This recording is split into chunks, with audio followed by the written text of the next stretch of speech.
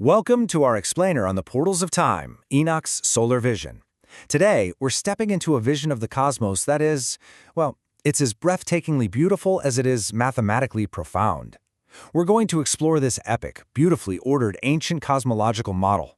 We're talking grand architecture, divine geometry, and a golden, radiant design. As you'll see, we're looking at a universe not made of just chaotic, empty space, but literally a perfect, harmonious machine. So who built the clockwork of the cosmos? I want you to really picture this with me for a second. Imagine arriving at the absolute furthest edge of the universe, past the stars, past the nebulae, right up to the very boundary of the heavens themselves. What actually powers the sun? How does it know exactly when to rise, when to set, and how to change the seasons on the earth below with such flawless precision? Ancient texts didn't just chalk this up to random chance. No way. They envisioned a massive, divine engine. Okay, let's dive straight into Section 1, Journey to the East, Ascending to the Edge of the Heavens. To understand this colossal system, we have to turn to the ancient account of Enoch. Now listen to this quote. "Those men bore me away to the east and placed me at the sun's gates." Just feel the sheer scale of that moment. It's absolutely awe-inspiring. This firmly grounds our journey in the ancient text. Enoch isn't just standing in the dirt looking up at the sky. He's been physically lifted up by angels and placed right at the precipice of the eastern gates, looking at the very threshold where the sun's fire waits to be unleashed upon the entire universe. That brings us right to Section 2, the 6 solar portals, the architecture of the sky. Because what Enoch sees next is, well, it's highly structural. He records seeing 6 colossal, hyper-detailed stone arches right at the edge of the cosmos. And what's absolutely fascinating here is this exact number, 61.25. You see, Enoch wasn't just overwhelmed by the beauty of it all, he was kind of operating like a cosmic surveyor. He noted the hyper-detailed mathematical precision of these gates. The text explicitly tells us he saw 6 open gates, and each one measured exactly 61.25 of a specific unit of measurement. It's an incredible little detail that transforms what could just be a mystical vision into a literal architectural blueprint. And that measurement unit, it was the stadia. Enoch measured them truly, as the text says, and understood their size. To put that into perspective, a single stadium in the ancient world was roughly 600 feet. So if we do the math and multiply that by 61.25, we are looking at a staggering, mind-boggling physical scale for just one of these celestial structures. We're talking about archways that are miles across, holding back the concentrated fire of the sun.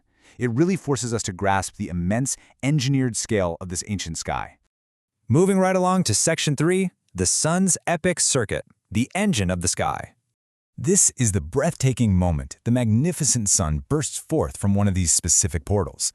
It casts its dramatic golden rays across the cosmos, acting as the literal heartbeat of the sky. Let's break down the mechanical, almost schematic-like journey the sun takes according to Enoch's observations. Step 1. It goes forth from the specific eastern gates. Step 2. It travels all the way across the sky and goes to the west. Step 3, the text says it is made even, which suggests this perfect moment of balance or alignment in its journey. And Step 4, it turns back again from those 6 gates. It is a continuous, perfectly reliable cosmic loop. Which brings us to Section 4, Measuring the Divine Calendar, the Mathematics of the Heavens. Now here is where we need to just pause and marvel for a second, just like Enoch did. He realized these portals weren't just big, fancy doors. They perfectly mapped out a divine mathematical calendar. So what does this all mean for us? The crucial point is that this cosmic engine dictates your everyday reality.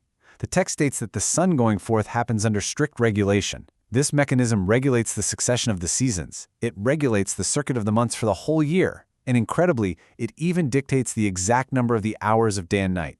Literally, the length of your afternoon shadow is directly tethered to which specific eastern gate the sun just exited. And that flows perfectly into Section 5, Turning of the Seasons, the Rhythm of the Earth. You see, the sun's progression from one portal to another isn't just movement through some abstract void of space. It directly causes the physical transformation of the Earth right beneath it. The text makes it very clear. The sun rises throughout all the months, turning back from the 6 gates according to the succession of the seasons. It's like clockwork. The landscape smoothly transitions. Fields burst into spring flowers, then bake under a bright, hot summer sun, shed their golden autumn leaves, and are finally covered in pristine winter snow. The entire period of the year is inextricably bound to this physical portal cycle. Finally, we reach Section 6, perfect cosmological order, the harmonious universe. Let's metaphorically pull the camera all the way back into the deep cosmos. Look at this entire magnificent clockwork system. The Earth, the 6 colossal portals at the edge of the sky, the Sun, all moving in perfect, harmonious synchronization. There's no chaos here, just a grand, orderly system. And this brilliantly illustrates the ultimate conclusion drawn by the source text. Thus, the period of the whole year is finished after the returns of the 4 seasons. It's a profound statement of finality and perfection. It just perfectly captures the sense of total cosmic peace and geometric order this ancient framework provided to humanity. Everything is calculated, everything returns, and everything finishes exactly on schedule. So, let me leave you with this final, provocative thought.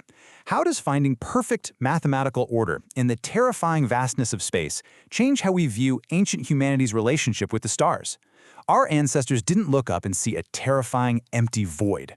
They looked up and saw divine comfort. They saw architecture. They saw a celestial clockwork mechanism actively keeping them safe, tracking their days, and ensuring the seasons would always return.